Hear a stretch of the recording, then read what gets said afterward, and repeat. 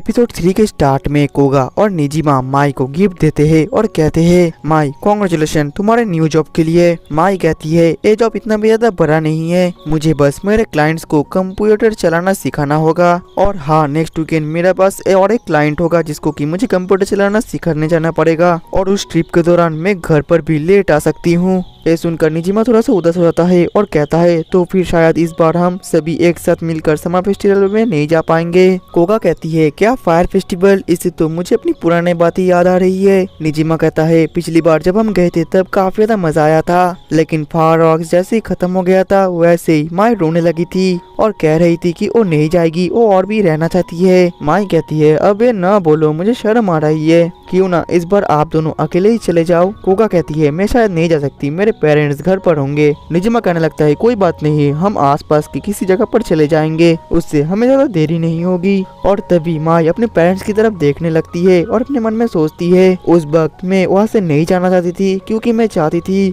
मैं आप दोनों के हाथ को ऐसे ही पकड़ा रहूं और ये समय यहीं पर ही रुक जाए। अब अगले दिन में निजिमा ऑफिस में होता है और कहता है मोरिया आज तुम दोपहर में छुट्टी लिया है ना। मोरिया कहती है कि हाँ मैं अपने दोस्तों के साथ समर फेस्टिवल में जाऊंगी। निजिमा उदास होकर कहता है सुनकर अच्छा लगा, मैं भी जाना चाहता था लेकिन मेरे बेटी का जॉब के कारण आज हम नहीं जा पाएंगे। मोरिया कहती है तुम्हारे बेटी के न्यू जॉब के लिए उसको कॉन्ग्रेचुलेशन बोलना। निजिमा कहते है कि हाँ जरूर कहूंगा, मैं अपनी बेटी के लिए काफी ज्यादा प्राउड हूँ। दूसरी तरफ हम माई को देख पाते हैं जो कि अपने क्लाइंट के पास जा रही थी और फिर वहाँ पर उसकी एक कोवर्कर भी थी जो कि अपने क्लाइंट से बात कर रही थी और कह रही थी अब से आपको हमारी ऑफिस वर्कर माई सिखाएगी। तभी वो बंदा अपने बेटे को बुलाने लगता है और कहता है रेंजी जल्दी से नीचे आओ। रेंजी कहता है क्या हुआ पापा, आप मुझे क्यों बुला रहे हो। उसके पापा कहते हैं ये लोग तुम्हें कंप्यूटर सिखाने के लिए आए हैं। रेंजी कहने लगता है मैं कंप्यूटर नहीं चलाना चाहता, मुझे अच्छे तरीके से चलाना भी नहीं आता। जो सुनकर तो उसके पापा गुस्सा करने लगते हैं और कहते हैं तुम्हें सीखना पड़ेगा। वहीं पर उस लड़के को देखकर तो माई काफी ज्यादा शर्माने लगती है। फिर और कोवर्कर कहती है माई इसको मैं तुम्हारे ऊपर छोड़ती हूँ। माई कहती है क्या तुम जा रही हो। तानाका कहती है कि हाँ मुझे जाना तो पड़ेगा, मेरे पास और एक क्लाइंट है। और उसके जाने के बाद तो जो माई थी वो काफी ज्यादा परेशान हो जाती है और तभी रेंजी भी कंप्यूटर सीखने के लिए बैठ जाता है।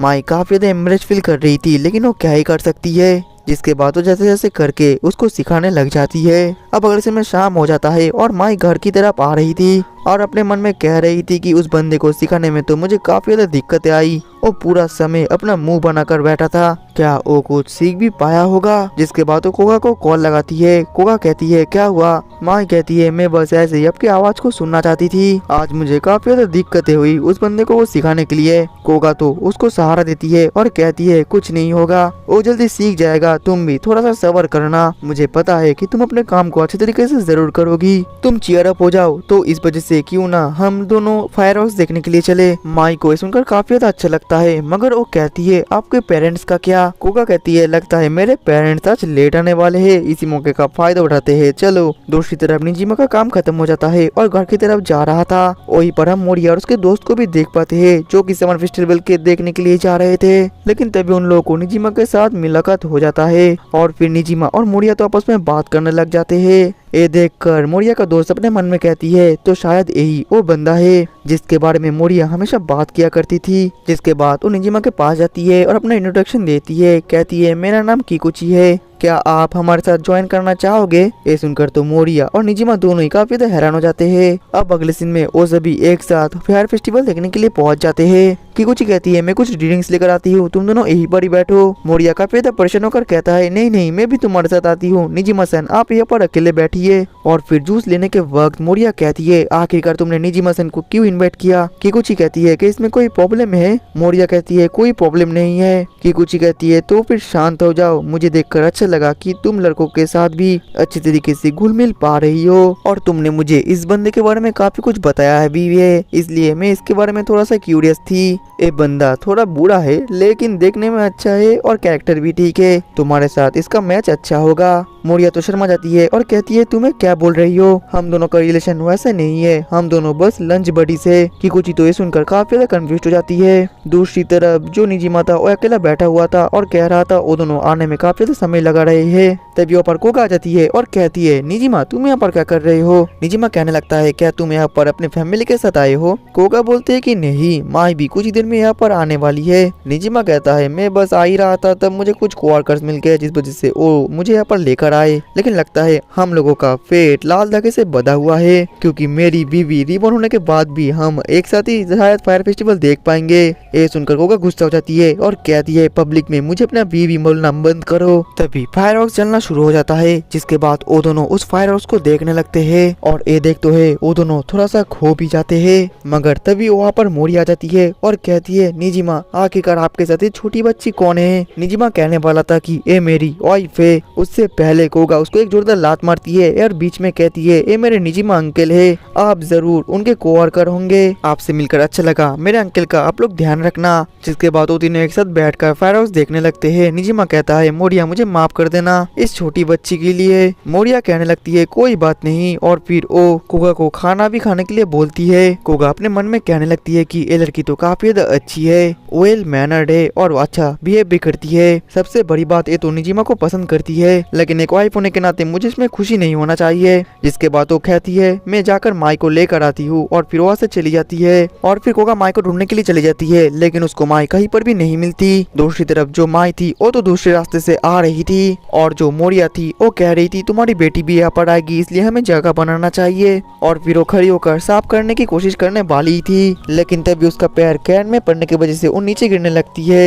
ये देखकर जो निजिमा था वो जल्दी से उसको बचाने की कोशिश करता है, लेकिन वो दोनों एक साथ वो ऐसे ही गिर जाते हैं। और तभी वहाँ पर माई आ जाती है और वो उन दोनों को ऐसे देखकर काफी ज्यादा शॉक हो जाती है। अपने पापा को दूसरी औरत के साथ देखकर माई को काफी ज्यादा बुरा लगता है, लेकिन वो अपने फीलिंग्स को एक्सप्रेस नहीं करती। मोरिया तभी खड़ी होती है और कहती है मुझे माफ कर देना, एक गलती से हुआ था, तुमसे मिलकर अच्छा लगा, मैं मोरिया हूँ निजिमा के कोवर्कर। तभी वहाँ पर कोगा भी आ जाता है और कहता है माई मैं तुम्हें चारों तरफ ढूंढ रही थी। माई तभी कहती है मैं थोड़ा सा थक गई हूँ, मैं अभी चलती हूँ, और फिर वहाँ से चली जाती है। जो देखकर उसे भी शॉक हो जाते हैं। मोरिया कहती है निजिमा माई से मेरे लिए माफी मांग लेना। अब अगले दिन में माई घर पर आकर काफी उदास थी। तभी वहाँ पर निजिमा आ जाता है और कहता है माई तुम्हें क्या हुआ था, मोरिया ने तुमसे माफी मांगा है। माई कहती है पापा आपके साथ उस औरत का क्या रिलेशन है। निजिमा कहता है हम बस कोवर्कर है और एक साथ कभी कभार लंच भी करते हैं। मैं पहले डिप्रेस्ड हुआ करता था, इस वजह से वो मेरे लिए चिंता करती थी। हम दोनों का एज गैप काफी है, लेकिन हम दोनों अच्छे दोस्त थे। माई को काफी ज्यादा बुरा लगता है और वो कहती है एक यंग लड़की के साथ इतना ज्यादा क्लोज होना काफी ज्यादा डिस्गस्टिंग है, और फिर वो अपना सीधे कमरे में चली जाती है।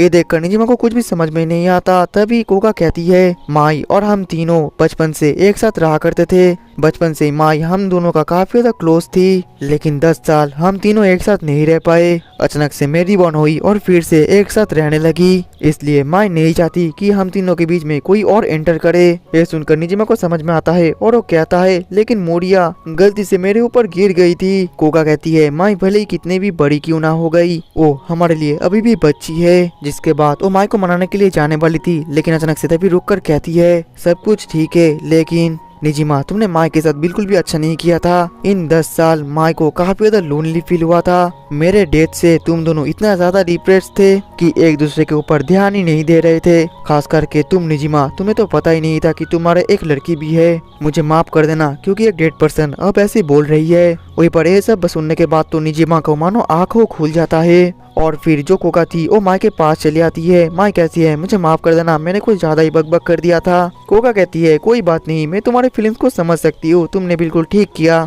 माई कहने लगती है वो लड़की और डैड काफी ज्यादा क्लोज है, अगर डैड उनके पैर में गिर गए तो। कोगा कहती है ये तो नॉर्मल बात है ना। माई कहती है लेकिन डैड के पास आप हो। कोगा कहती है ये इलीगल है, मैं एक अभी छोटी बच्ची हूँ, भले ही अंदर से मैं कितनी भी बड़ी क्यों ना हूँ। माई कहती है मॉम आप क्या बोल रही हो। कोगा कहती है अगर मैं रिबॉर्न होकर देखती कि तुम्हारे डैड ने दोबारा शादी भी कर लिया है, तो भी मैं तुम सभी को एक्सेप्ट करती, क्योंकि मेरे लिए बस तुम दोनों इम्पोर्टेंट हो, तुम दोनों का खुशी मेरे लिए इम्पोर्टेंट है। माई कहती है लेकिन मैं नहीं चाहती, मैं हम तीनों को एक साथ देखना चाहती हूँ।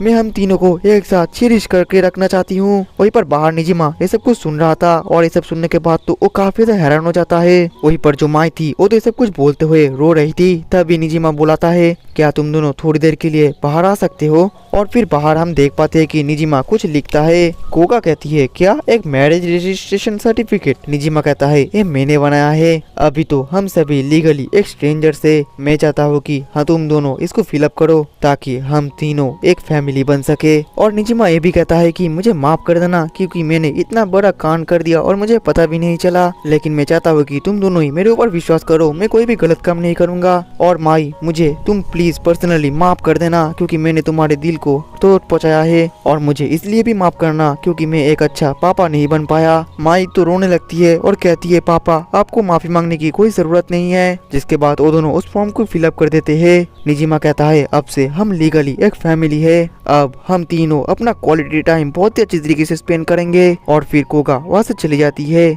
उसके जाने के बाद माई कहती है, हमारा टाइम काफी ज्यादा लिमिटेड है। वहीं पर जो कोगा थी वो अपने मन में कह रही थी, आज मैं काफी ज्यादा खुश हूँ। माई के फीलिंग्स और निजिमा के थॉट्स धीरे धीरे क्लियर होते जा रहे हैं और धीरे धीरे मूव ऑन कर पाएंगे। आज मैं सच में काफी ज्यादा खुश हूँ। और दोस्तों इसी तरीके से हमारा एपिसोड 3 भी खत्म हो जाता है। अगर आप लोग इसका नेक्स्ट एपिसोड देखने जाते हो तो ज्यादा से ज्यादा लाइक और कमेंट कर दो। मिलते हैं नेक्स्ट एपिसोड में, तब तक के लिए टाटा बाय बाय सायोनारा।